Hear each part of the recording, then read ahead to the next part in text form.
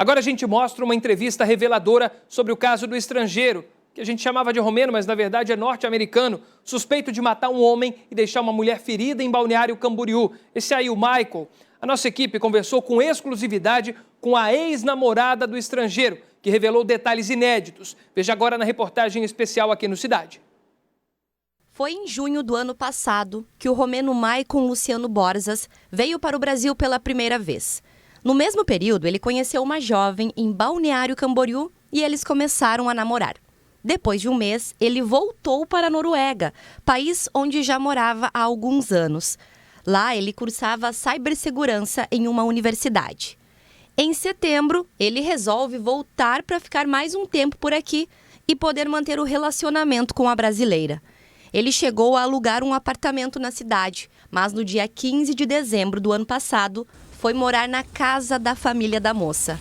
Até aí, tudo parecia bem. Inclusive, a irmã de Maicon veio para Balneário Camboriú e ficou hospedada na casa da família. O que ninguém imaginava é que ele seria o principal suspeito de cometer um crime e que tentaria matar a jovem que ele dizia amar. Nós estamos aqui onde a família da ex-namorada do romeno, Maicon Luciano Borzas, está morando desde que tudo aconteceu. A jovem aceitou conversar com a gente com exclusividade, mas a identidade dela será preservada, até por questões de segurança. Eu começo te perguntando se em algum momento você percebeu que o Maicon era agressivo ou demonstrava algum sinal de violência. Mas pro final, ali em dezembro, ele começou a se demonstrar mais ciumento do que no início da relação, e tendo atitudes e demonstrando formas de pensar diferentes do que ele tinha demonstrado no início. A gente já tinha tido discussões, mas ele nunca tinha ido para esse lado da violência física. Mas tudo mudou no dia 7 de janeiro. A jovem saiu de Balneário Camboriú para levar o romeno até o aeroporto de Florianópolis. Lá, ele pegaria um voo com destino ao Rio de Janeiro, onde passaria uns dias com a irmã. Depois disso, ele voltaria para a Noruega. O plano inicial era a jovem encontrar Maicon na Europa, onde ela faria um intercâmbio nos próximos meses e eles seguiriam o namoro por lá. Mas o que era para ser uma ida comum ao aeroporto se transformou em um pesadelo. Queria que você contasse pra gente o que aconteceu no aeroporto de Florianópolis no dia 7 de janeiro. A gente chegou no aeroporto, ele foi fazer o check-in. E fez o check-in e ele foi despachar a mala dele. E daí ele veio na minha direção dizendo que não consegue achar o passaporte, os documentos dele. E pede ajuda pra ir procurar no carro. Aí eu falo pra ele que como tá perto do voo dele, que eu ficaria com as coisas, que ele tava com uma mala grande, ele tava já faz um tempo aqui no Brasil, então ele tava com uma mala, 2 malas, uma grande, uma de mão e mochila. Então eu falei que eu ficaria com as coisas pra ele ir procurar rapidinho e ver se achava. E daí ele me manda mensagem e liga dizendo que não lembra onde estacionou, que não consegue achar o carro e volta e pede ajuda. Daí eu falo pra ele ficar com as coisas e que eu ia procurar. Então eu vou procurar, né, os tais documentos, e ele até me mandou mensagem para procurar atrás do carro, uma coisa assim. E não dá muito tempo, ele já vem atrás. A gente procura na mochila e tá ali mesmo, os documentos estavam dentro da mochila, eu mostro pra ele que tava ali. E daí ele começa a dizer que tá passando mal, que não consegue respirar. Daí eu tento acalmar ele, na hora eu achei que fosse uma crise de ansiedade, um ataque de pânico. Eu lembro de colocar a mão no coração dele diversas vezes e não estava acelerado. Mas mesmo assim eu continuei tentando ajudar ele. Nisso ele senta no banco do motorista e continua dizendo que está passando mal, que não consegue respirar. Ele levanta, ele vai atrás, aí até que ele senta no passageiro da frente. Aí nisso eu vou até ele e tento falar pra ele continua pedindo pra eu levar ele pro hospital. E eu falei que o hospital ia demorar muito, que eu levaria ele no ambulatório do aeroporto, que era mais próximo, já que ele não conseguia respirar e tava um tempo, né, se ele tava tremendo, enfim. Então eu guardo as coisas dele dentro do carro e continuo tentando convencer ele aí no ambulatório, porque daí eu fiquei preocupada. E daí ficam os dois fora do carro, né? E o carro estava estacionado, estava a porta do passageiro da frente aberta. E daí eu fico de pé do lado e ele, tipo, de pé na minha frente. E daí ele me pede pra eu me abaixar pra pegar o celular dele que tá dentro do carro, que ele queria ligar pra mãe dele. E daí quando eu me abaixo pra pegar o celular, ele vem no mata-leão por trás e se joga por cima de mim dentro do carro. Ele consegue me apagar, e tanto que no dia eu nem lembrava do que acontece em seguida, mas depois a gente teve acesso à gravação do estacionamento e viu, né, que ele fica mais ou menos ali, pelo que a gente acha, 1 minuto e 20.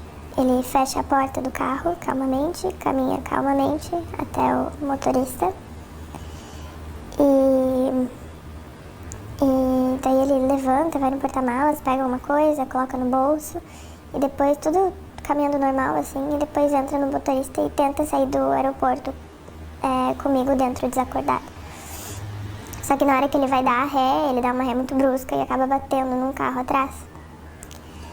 E eu, inclusive, é a parte que eu lembro daí, né? Ele me apagou, então eu lembro da batida e de ver ele saindo correndo. E daí quando ele bate o carro no de trás, ele levanta e vê que tem gente ao redor e sai correndo. Nesse momento você acordou?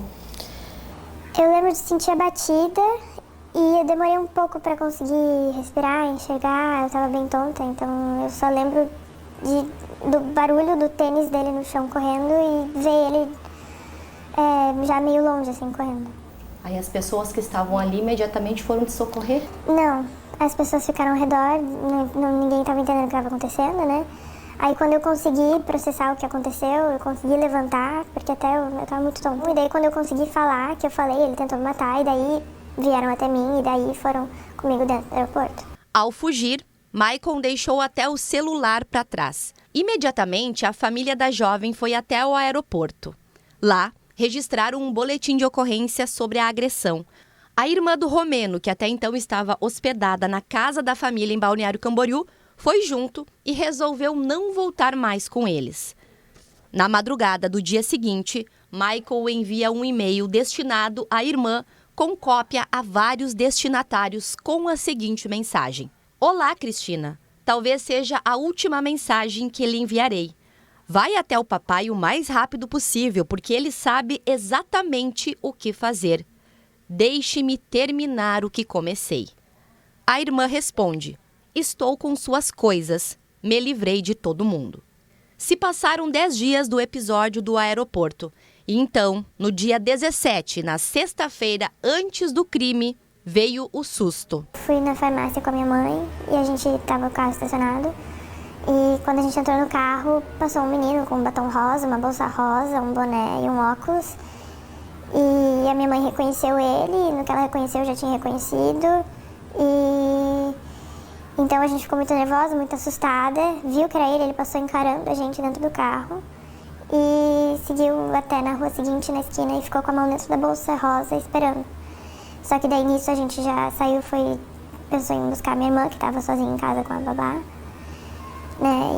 E no caminho encontramos policiais militares e pedimos ajuda deles, ficamos a minha irmã e viemos para um lugar mais seguro. Nesse momento, a família, com medo do Romeno, deixou a casa onde morava e foi para outro apartamento. No mesmo dia, enquanto se arrumavam para ir até a delegacia, a família viu Maicon rondando o prédio onde eles estavam. A polícia foi chamada, mas o jovem fugiu mais uma vez. E daí fomos fazer outro boletim de ocorrência e quando voltamos de noite, a gente viu ele pela janela de novo, perto, e eu tinha pedido uma pizza, eu desci buscar e ele estava do outro lado da rua. Nisso a gente chama a polícia de novo e ele foge de novo. Mesmo com os boletins de ocorrência registrados e com a medida protetiva sendo decretada, o mandado de prisão preventiva de Maicon saiu só na noite de domingo, dia 19. Nesse mesmo dia, onde está Maicon? Domingo, 19 de janeiro de 2025. Um dia antes do crime. Nessas imagens exclusivas, é possível ver o Romeno chegando no condomínio residencial onde a família morava por volta das 3 horas da tarde. E aproveita que outros visitantes passam pelo portão para passar despercebido. Ele entra no condomínio falando ao telefone e com um cooler na mão. Ele passa o dia nas áreas de uso coletivo do residencial, a maior parte do tempo na sauna. Quando o relógio marca 3h21 da madrugada de segunda-feira, dia 20, o Romeno deixa a sauna e vai em direção à casa da família. Nessas imagens, ele aparece com outra roupa, com uma mochila nas costas e com o mesmo cooler. O dia amanhece e às 7h42 da manhã, a funcionária da casa chega no local acompanhada do marido. Eles não imaginavam que Maicon estava dentro da residência. Os dois foram feitos reféns. Por volta 12h30. E aí fala que aqui dentro ele ficou um tempo dizendo que estava esperando minha família chegar e ela tentando acalmar ele para que ele não fizesse nenhuma besteira. Aí acho que ela faz até café, faz ela fazer café, não sei. E aí ele sobe lá por volta do meio-dia, ele sobe com os dois de refém, bota fogo na parte de cima. E aí a intenção, que é o que eu tenho de informação, é que tentaria matar os dois no sofá queimado. Mas ela fala que a intenção dele era que a gente viesse para cá. Mas não quis ficar forçando muito. A tragédia podia ser ainda maior? Podia. Não foi por causa do heroísmo do Vitor. Por volta do 12h30, depois do crime acontecer e a casa ser incendiada, o Romeno sai caminhando normalmente. Ele foge e desde então não é mais encontrado. A polícia segue as buscas. Ele está na lista vermelha da Interpol. Ao que tudo indica, o Romeno pulou esse muro e teve acesso à residência. Ao chegar aqui no local, ele pegou um espeto que fica na área de festas e com ele conseguiu arrombar a janela da porta da lavanderia. Foi por meio desse cômodo que ele teve acesso às demais partes da casa. A família permitiu que nós entrássemos com exclusividade no local onde o crime aconteceu. Foi aqui nessa sala que o Maicon fez a funcionária e o marido de reféns por mais de 5 horas. O cheiro de fumaça ainda é forte, porque depois de ter cometido o crime, ele ainda ateou fogo na residência. Aqui nos móveis é possível ainda ver as marcas de sangue e aqui nesse espelho, uma das marcas dos tiros. Em cada canto da casa ainda há muitos indícios do crime. No fogão ainda está parte do pano utilizado por ele para colocar fogo na residência. Muitos estilhaços de vidro e fuligem para todos os lados. Maicon passou parte da manhã aqui dentro da casa com a funcionária e o esposo. Durante esse período, ele obrigou a mulher a fazer café para ele e também comeu algumas bolachas sobre essa mesa. Essa foi a caneca utilizada para tomar café. E aqui dentro ainda estão os tocos de cigarros deixados por ele. Agora nós vamos para o andar de cima da residência, porque foi lá que o fogo começou. Se aqui no andar de baixo a gente já vê um cenário de destruição, aqui em cima é ainda pior. Era aqui nesse andar que ficavam os quartos da residência. E segundo o relato da funcionária, foi aqui nesse quarto que o fogo começou. A gente percebe que não sobrou praticamente nada, foi tudo destruído. Móveis, paredes, fiação, ar-condicionado, não restaram. Os prejuízos foram grandes, mais de R$1 milhão, mas nada se compara com a dor da perda do Vitor e com a insegurança que a família vive desde então. Como que tem sido esses dias que você e sua família estão vivendo? Porque vocês não estão conseguindo nem sair de casa com segurança, né? Medo, a gente não sabe onde ele tá. E agora a gente sabe que ele é capaz de qualquer coisa. E aí vocês tiveram que mudar toda a vida por conta disso? Sim, minha casa tá destruída. Só quero que achem ele, tanto pra família das vítimas, terem paz, pelo que é justo, e pela minha família também, né, para conseguirem que ele não machuque mais ninguém. Essas revelações mostram que realmente o Michael, ele é de extrema periculosidade, tem que ser preso o quanto antes, segue foragido. É o que tudo indica pelas trocas de mensagem ali com os familiares, eles estão apoiando as maluquices do Michael aqui em Santa Catarina. Vivo com o Brian, que vai trazer mais detalhes, porque tem mais um mandado de prisão contra ele, e a gente espera que em breve ele esteja atrás das grades, Brian. Exatamente isso, Felipe. Boa tarde para você também, a todos que nos acompanham. Antes de falar sobre os mandados de prisão do Michael, então falo para você que eu tô aqui, ó, em frente ao Hospital Marieta, hospital onde a vítima, aquela funcionária que estava na casa quando o Michael entrou dentro da casa, foi transferida ainda no domingo. Ela veio para cá, transferida do Hospital Ruth Cardoso, lá em Balneário Camboriú, porque o hospital alegou que não tinha as condições necessárias para atender essa mulher. Então aqui ela...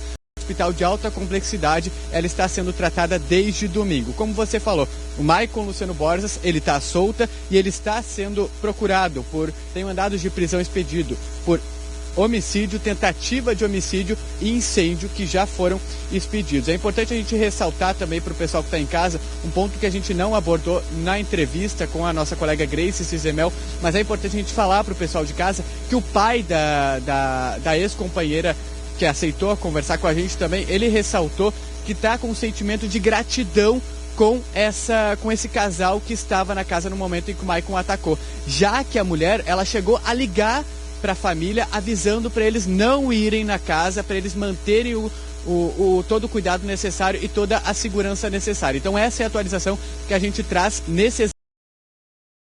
aí sobre esse caso, viu, Felipe? Tá certo, Brian.